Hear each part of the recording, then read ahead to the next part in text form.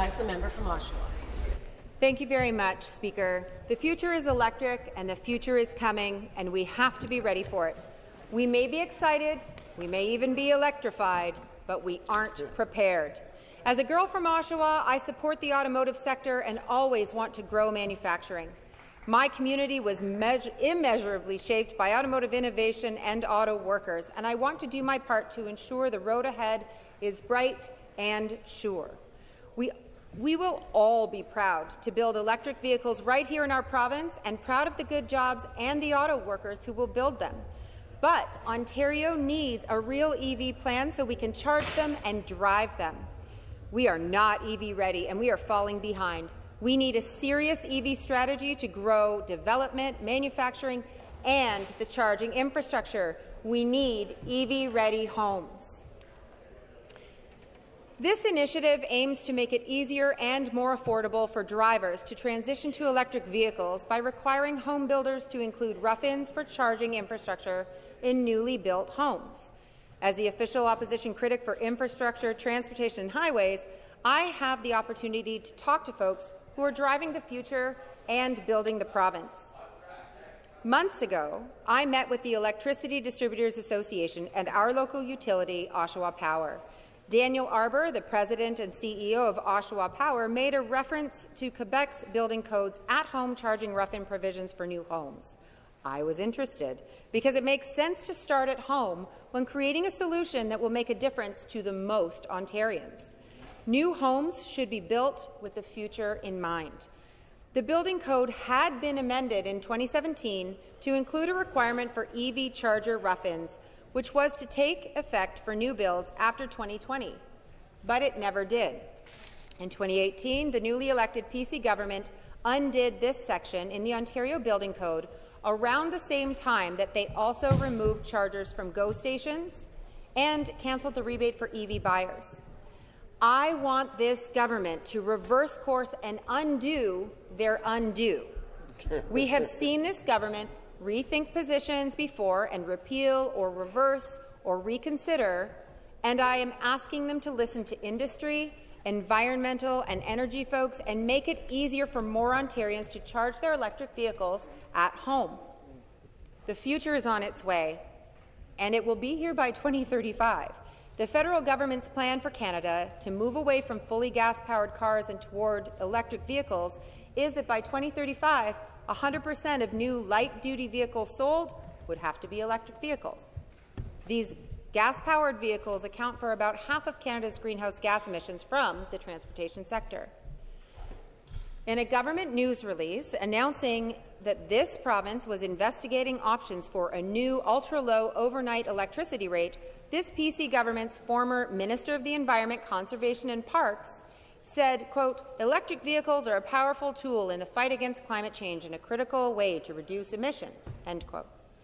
Further, this Minister of Energy said, quote, "Introduction of a new ultra-low overnight price plan that would benefit shift workers and support EV adoption is our next step as we focus on helping electricity customers save money," end quote. The former Minister of Transportation said, quote, "This new initiative will help electric vehicle owners save on costs while also supporting the use of these environmentally friendly vehicles across the province," end quote. Speaker, I don't often read PC government news releases, but today I believe we share common ground, and I'm trying to remind them that we want to support mass adoption of the electric vehicles that we are all excited to be building here. Speaker, Honda will be investing $15 billion to build 4 new EV plants in Ontario, and that is a big deal. The deal includes the construction of Honda's first electric vehicle assembly plant and a new standalone EV battery plant in Alliston. This Premier called the investment a game-changer for the industry and a tremendous win for Ontario. He said his government is supporting the investment with direct and indirect incentives worth $2.5 billion. Honda Canada's president, Jean-Marc Leclerc, was recently in Oshawa, and I ran into him at the Canadian Automotive Museum. I appreciated talking with him about Ontario's EV future, and I had just heard him on CBC Radio where he spoke about mass adoption of EVs and the need to find solutions to eliminate people's anxieties about owning an electric vehicle. In that interview, Monsieur Leclerc said, quote, in the end, what we're seeing right now is a matter of the conditions not being optimal for mass adoptions for Canadians. We as an auto industry don't control all these aspects for success. We can bring vehicles to market. We have to sell them. People have to be comfortable buying them. He went on to say, we're trying to address environmental concerns, climate change. Governments are taking certain actions to accelerate these developments and those investments in a very short period of time. With that needs to come all the other components of that ecosystem to come together and assure that ultimate objective gets realized. End quote. Speaker, charging infrastructure, specifically at-home infrastructure, is part of that EV ecosystem. People won't buy them if they can't charge them, and there is more that we can do. The provincial government has made significant investments to bring EV manufacturing to Ontario, but without a reliable consumer market, we've already seen Ford Motor Company delay their EV production by 2 years. Unifor members have been left in the lurch. Stakeholders in the automotive industry have shared their concerns that the government is not doing enough to encourage EV adoption. I appreciate being a part of this important work, and I want to thank industry and community partners for their input into my bill. I have been glad to get frank and clear advice from many who see the value in planning ahead to support the future of EVs. Here is part of a letter from the Electricity Distributors Association. Dear Ms. French, the Electricity Distributors Association welcomes your recent tabling of Bill 199, the EV Ready Homes Act 2024. As you know, the EDA represents Ontario's local hydro utilities, the part of our electricity system closest to customers. The EDA is pleased to see that the EV Ready Homes Act would respond to our mutual goal of an electrified Ontario. Whether it's the federal government's net zero target, the province's investments in EV manufacturing, or changes in customer expectations, mass adoption of EVs is coming, and it is time to get ready. Building new homes with the expected changes in future electricity use in mind, particularly EVs, makes sense, and it will ensure Ontario is ready for its electric future.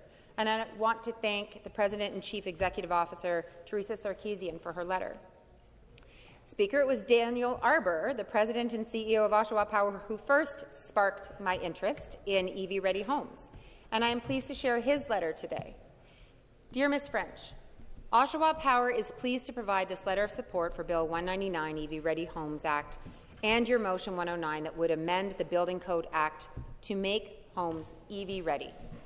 With more than 130 years of experience in delivering services and bringing Oshawa forward through innovation and technology, we know and understand the need to provide residents with the services they want and need and to be prepared for emerging technologies, such as the future of electric vehicles.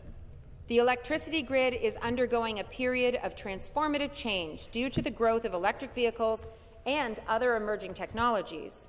Our focus is to modernize the electric grid to ensure stability, and this bill will enable homeowners to make a seamless transition to electric mobility. Many customers are reluctant to make the move to electric mobility because their home electrical panels need to be upgraded in addition to installing an EV charger, resulting in additional delays and unplanned costs.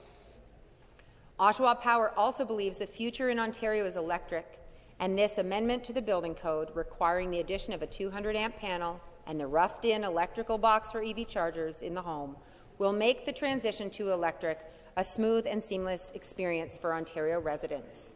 And that's from Daniel Arbour, the President and CEO of Oshawa Power. We have a responsibility to support the market. We can't only support the auto manufacturers in building the vehicles, we want them to be able to sell them so that they will keep making them here. I know a thing or two about good auto jobs. I live in a city that built General Motors, and those good union jobs ensured workers could buy homes, vehicles, that they could participate in and invest in our community. We have to be thoughtful in how to support a strong future for auto workers across our communities. Some basic EV economics. We are going to have the supply side covered. but we are not being smart about the demand side.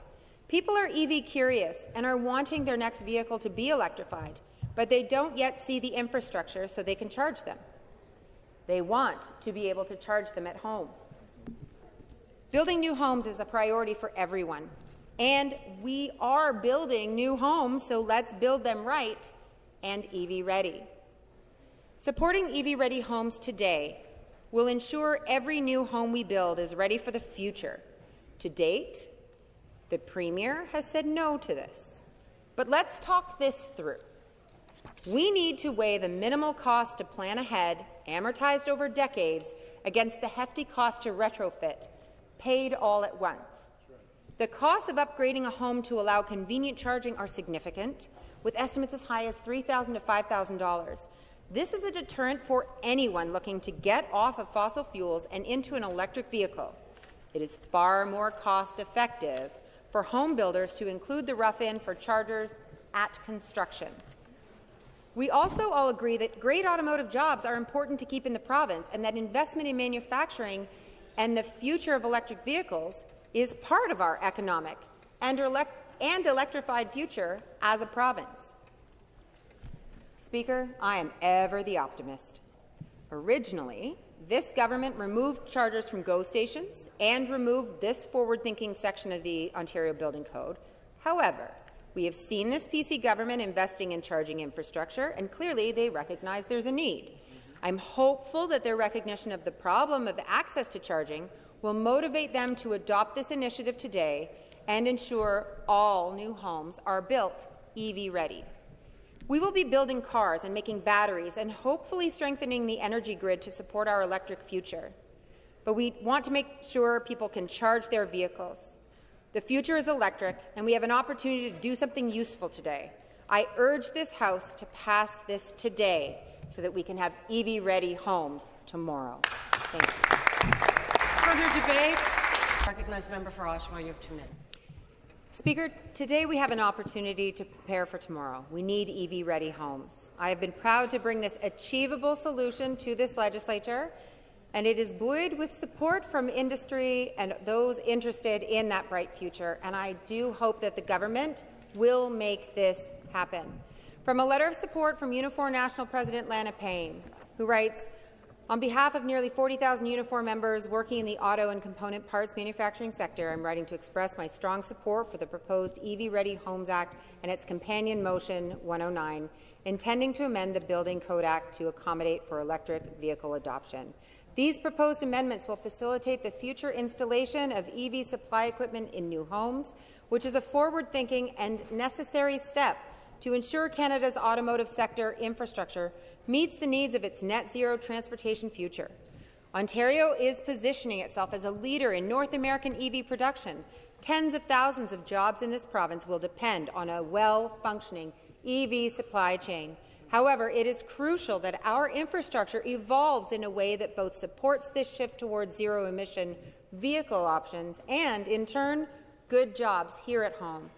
Advancing our infrastructure today can save homeowners significant future costs, making the inevitable transition to EVs more accessible and affordable. This will have a positive effect on EV demand, property values, and home safety. This sort of holistic approach to policy development is precisely the type of government approach our union envisioned within our 2022 Auto Industrial Policy Roadmap, Navigating the Road Ahead.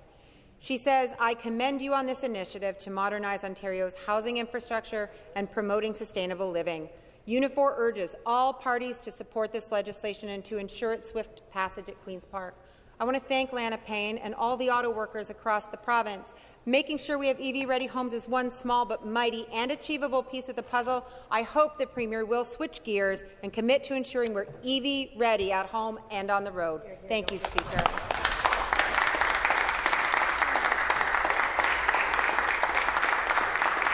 The time provided for private members' public business is now expired. MPP French has moved private members' notice of motion 109.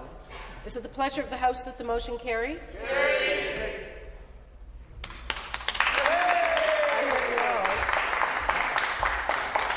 All those in favour of the motion will please say aye. Aye. All those opposed to the motion will please say nay. Nay. In my opinion, the nays have it. Recorded vote being required, it will be deferred until the next instance of deferred votes. All matters relating to private members' public business having been completed, this House stands adjourned.